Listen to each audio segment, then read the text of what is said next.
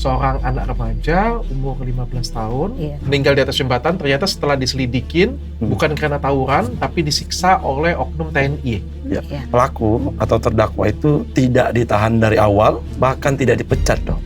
Begitu naik dia udah lemas, dia udah berdarah-darah keningnya. Hah? Dicempakkannya, ditarik di sininya katanya. Terus dijatuhkannya. Aduh, Baru ditinggalkannya begitu saja. Jaksa atau auditor militer menuntut cuma 1 tahun. Anehnya, ketika dia dituntut cuma 1 tahun, hakim tadi malah mutus 10 bulan, lebih rendah dok. katanya ada ajakan mediasi dan ibu ditawari sejumlah uang. Kemarin pernah datang ke rumah. Iya. Nah, ditawari uang 12 juta. Wah gila ya, harga nyawa seorang 12 juta ya. Kemana pun saya kalau udah dilihatnya datang saya terus didatangi lari-lari dia dok. Ini nggak ada lagi yang mendatangi saya, jadi sedih kali rasanya dok.